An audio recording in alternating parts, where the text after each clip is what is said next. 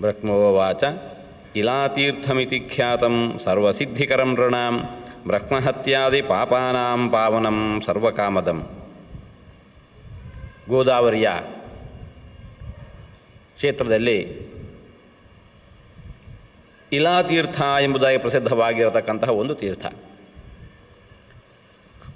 ಏನಿದರ ಹಿನ್ನೆಲೆ ಬ್ರಹ್ಮದೇವರು ನಾರದರಿಗೆ ವರ್ಣಿಸ್ತಾ ಇದ್ದಾರೆ. ವೈವಸ್ವತಾನ್ವಯೇ ಜಾತಃ ಇಲೋ ನಾಮ ಜನೇಶ್ವರ. ಸೂರ್ಯವಂಶದಲ್ಲಿ ಇಲ ಅನ್ನುವ ಹೆಸರಿನ ಒಬ್ಬ ರಾಜನಾದ. ಒಮ್ಮೆ ಭಾರೀ ಸೇನೆಯನ್ನು ಕೂಡಿಕೊಂಡು ಮೃಗಬೇಟೆಗೋಸ್ಕರ ವನಕ್ಕೆ ತೆರಳಿದ್ದಾನೆ.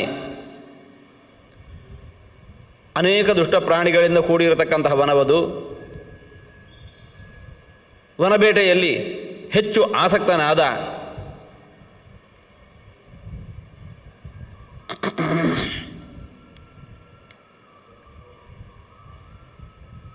ತಾನು ವನದಲ್ಲೇ ಇದ್ದು ಬಿಡ್ತೇನೆ ಅಂತ ಕೊನೆಗೆ ತೀರ್ಮಾನ ಮಾಡಿದ. ತತ್ರೈವ ಮತಿಮಾಧತ್ತ ಇಲೋ ಅಮಾತ್ಯಾನ್ ಅಥಾಬ್ರವೀತ್. ಒಮ್ಮೆ ಮೃಗಬೇಟೆ ಮುಗಿಯಿತು ಅಂತಂದಾದಾಗ ಮರಳಿ ನಗರಕ್ಕೆ ಹೋಗಬೇಕಾಗಿತ್ತು. ಆದರೆ ಇಲ್ಲ ಅಂತ ಇದ್ದಾನೆ. ಮಂತ್ರಿಗಳನ್ನೆಲ್ಲ ಕರೆದು ಅಂದ, ನಾನು ವನವಾಸದಲ್ಲೇ ಇದ್ದು ಬಿಡ್ತೇನೆ, ನಗರಕ್ಕೆ ನಾನು ಬರೋದಿಲ್ಲ, ನೀವೆಲ್ಲ ನಗರಕ್ಕೆ ಹೋಗಿಬಿಡಿ. ಗಚ್ಚಂತು ನಗರಂ ಸರ್ವೇ ಮಮ ಪುತ್ರೇಣ ಪಾಲಿತಂ. ನನ್ನ ಮಗನೀಗ ರಾಜ್ಯವನ್ನು ಆಳ್ತಾ ಇದ್ದಾನೆ, ಅವನ ಜೊತೆಗೆ ನೀವು ಇದ್ದು ಬಿಡಿ, ರಾಜ್ಯವನ್ನು ನೋಡಿಕೊಳ್ಳಿ, ನಾನು ಇಲ್ಲೇ ಇದ್ದು ಬಿಡ್ತೇನೆ. ದೇಶಂ ಕೋಶಂ ಬಲಂ ರಾಜ್ಯಂ ಪಾಲಯಂತು ಪುನಶ್ಚತಂ. ದೇಶ, ಕೋಶ, ಸೈನ್ಯ, ರಾಜ್ಯ ಇವೆಲ್ಲವನ್ನು ಕೂಡ ನೀವು ರಕ್ಷಿಸ್ತಾ ನನ್ನ ಮಗನೊಂದಿಗಿರಿ.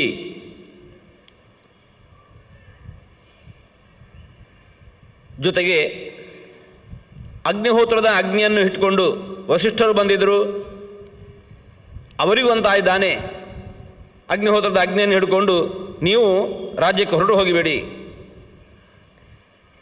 ನನ್ನ ಮಡದಿಯರೊಂದಿಗೆ ಪತ್ನಿಭಿ ಸಹಿತೋ ಧೀಮಾನ್ ಅರಣ್ಯೇ ಅಹಂ ವಸಾಮ್ಯಥ. ನಾನು ನನ್ನ ಮಡದಿಯರ ಜೊತೆಗೆ ಇಲ್ಲೇ ವನದಲ್ಲೇ ವಾಸ ಮಾಡಿಕೊಂಡಿರ್ತೇನೆ.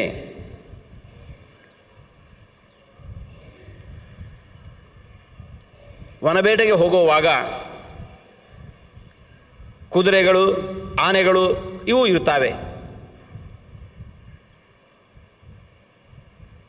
ವನದಲ್ಲೇ ವಾಸ ಮಾಡಿಕೊಂಡಿರುವಂತಹ ಬೇಡರ ಜಾತಿಯವರು ರಾಜನ ಜೊತೆಗೆ ಅವರೂ ಇರ್ತಾರೆ. ಇಂತಹವರನ್ನೆಲ್ಲ ಕೂಡಿಕೊಂಡು ನಾನು ಅರಣ್ಯದಲ್ಲೇ ವಾಸ ಮಾಡ್ತೇನೆ, ಇಂತಹವರಿಂದ ಕೆಲವರಿಂದ ಕೂಡಿಕೊಂಡು ನೀವೆಲ್ಲ ಹೊರಟು ಹೋಗಿ. ಮಂತ್ರಿಗಳು ತಥಾಸ್ತು ಅಂತಂದರು. ಎಲ್ಲರೂ ಹೊರಟು ಹೋದರು. ಈ ಇಲ ಅನ್ನುವ ಮಹಾರಾಜ ಸಂಚಾರ ಕ್ರಮೇಣ ಹಿಮವತ್ಪರ್ವತದ ಬಳಿಗೆ ಬಂದಿದ್ದಾನೆ. ಒಂದು ದಿನ ದದರ್ಶ ಕಂದರಂ ತತ್ರ ನಾನಾರತ್ನ ವಿಚಿತ್ರಿತಂ. ಒಂದು ಗುಹೆಯನ್ನು ಕಂಡ.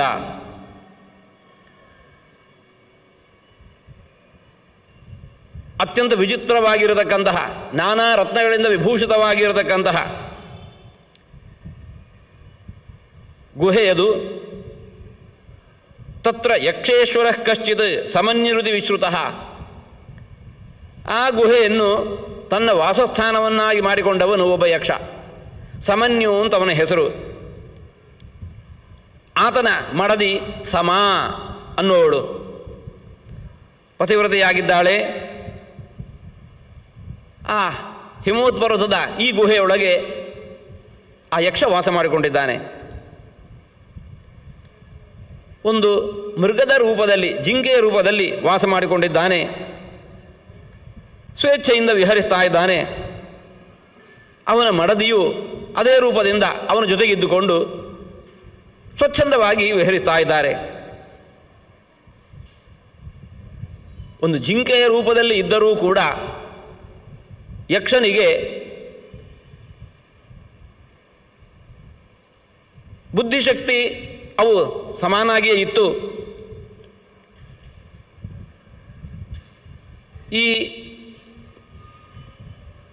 ಇಲ ರಾಜ ತನ್ನ ಪರಿವಾರದೊಂದಿಗೆ ಈ ಗುಹೆಯನ್ನು ಸೇರಿಕೊಂಡಿರತಕ್ಕಂಥ ವಿಚಾರ ಅವನಿಗೆ ಕಾಣ್ತಾ ಇದೆ. ಯಕ್ಷೋ ಜಾನಾತಿ ಮೃಗಧರೋಪಿಚ ಮೃಗರೂಪಧರೋಪಿಚ, ಆದರೆ ಇಲಸ್ತುತಂ ನ ಜಾನಾತಿ ಕಂದರಂ ಯಕ್ಷಪಾಲಿತಂ. ಈ ಗುಹೆ ಈ ಯಕ್ಷನಿಂದ ಪಾಲಿತವಾಗಿದೆ, ಆ ಯಕ್ಷ ಇವತ್ತು ಜಿಂಕೆಯ ರೂಪದಲ್ಲಿದ್ದಾನೆ ಅನ್ನುವ ವಿಚಾರ ಈ ಇಲನಿಗೆ ತಿಳಿದಿಲ್ಲ. ಯಕ್ಷಸ್ಯ ಗೇಹಂ ವಿಪುಲಂ ನಾನಾರತ್ನ ವಿಚಿತ್ರತಂ ತತ್ರೋಪವಿಷ್ಟೋ ನೃಪತಿ ಮಹತ್ಯಾ ಸೇನೆಯಾಯುತಃ. ತನ್ನ ದೊಡ್ಡ ಸೇನೆಯೊಂದಿಗೆ ಆ ಗುಹೆಯೊಳಗೆ ವಾಸ ಮಾಡಿಕೊಂಡಿದ್ದಾನೆ.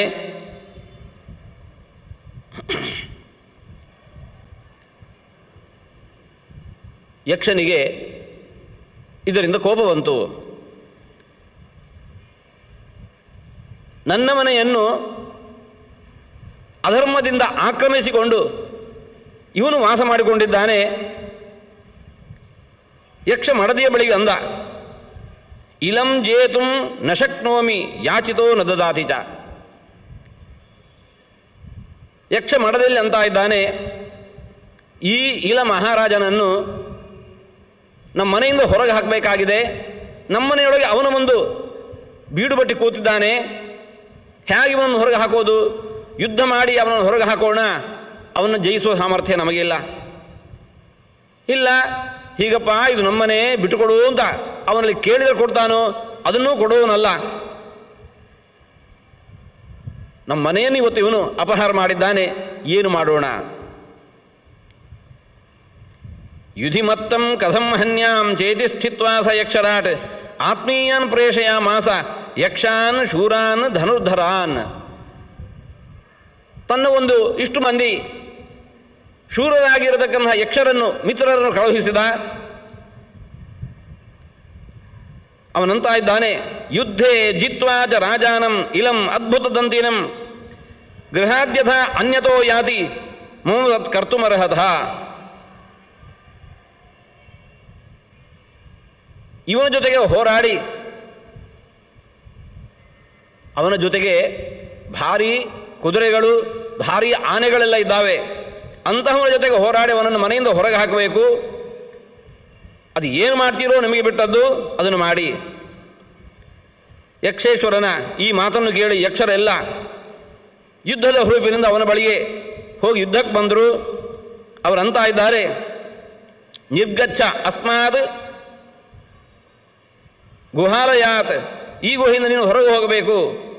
ಇಲ್ಲ ಅಂತಂದರೆ ನಚೇತ್ ಯುದ್ಧಾತ್ ಪರಿಭ್ರಷ್ಟ ಪಲಾಯನ್ ನಿರ್ಗಮಿಷ್ಯಸಿ, ಇಲ್ಲ ಅಂತಂದರೆ ನಿನ್ನ ಹೊಡೆದು ಓಡಿಸಬೇಕಾಗಿತ್ತೆ. ಹೀಗೆ ತದ್ಯಕ್ಷವಚನಾತ್ ಕೋಪಾದ್ ಯುದ್ಧಂ ಚಕ್ರೇ ಸರಾಜರಾಟ್. ಇಲ್ಲ, ಒಬ್ಬ ಕ್ಷತ್ರಿಯ ರಾಜ, ಹಾಗಾಗಿ ಈ ಯಕ್ಷರ ಇಂತಹ ಮಾತಿಗೆ ಅವನು ಮಣಿಲಿಲ್ಲ, ಯುದ್ಧಕ್ಕೆ ಸಿದ್ಧನಾದ.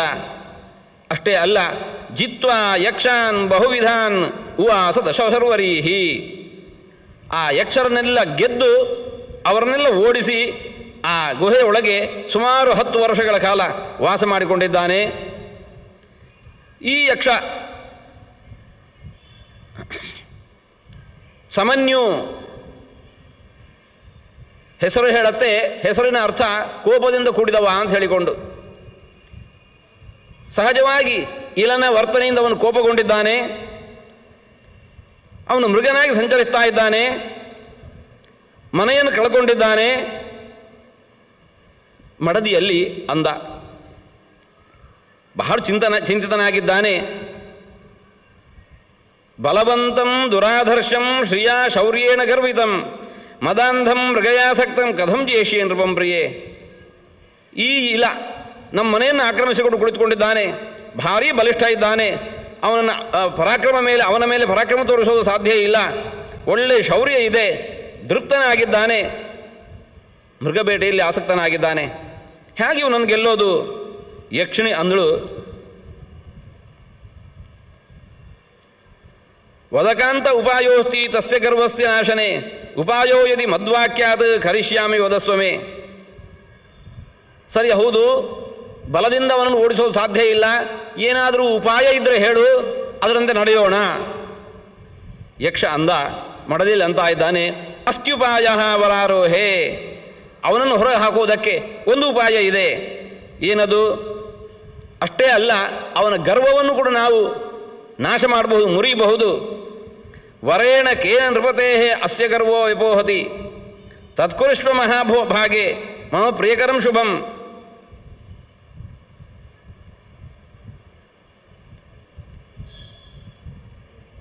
ಯಕ್ಷರಾಜ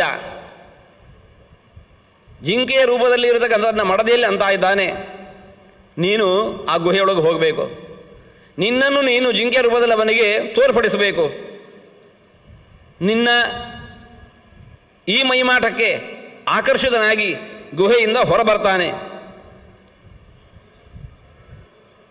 ಹೊರಬಂದ ಅವನನ್ನು ಮೃಗೀಭೂತ್ವೇವ ಸುಭಗೆ ತಂಚ ಮದ್ಗೃಹವರ್ತಿನಂ ಮೃಗಯಾಸಕ್ತಮಾನಸಂ ಸ್ತ್ರೀತ್ವಾಪ್ನೋತು ದುರ್ಮತಿ ಆಕರ್ಷ ಇಲಂ ರಾಜಾನಂ ಉಮಾವನಮಿತಿ ಶ್ರುತಂ. ಇಲ್ಲೇ ಪಕ್ಕದಲ್ಲಿ ಉಮಾವನ ಅನ್ನತಕ್ಕಂಥ ಒಂದು ವನ ಇದೆ. ಆ ವನದ ಹೆಸರು ಉಮಾವನ ಅಂತ ಹೇಳಿಕೊಂಡು ಅಲ್ಲಿಗೆ ಅವನನ್ನು ಕರ್ಕೊಂಡು ಬರಬೇಕು ನೀನು. ಹಾಗಲ್ಲಿಗೆ ಬಂದ ಅಂತಂದರೆ ಅವನು ಹೆಣ್ಣಾಗಿ ಬಿಡ್ತಾನೆ.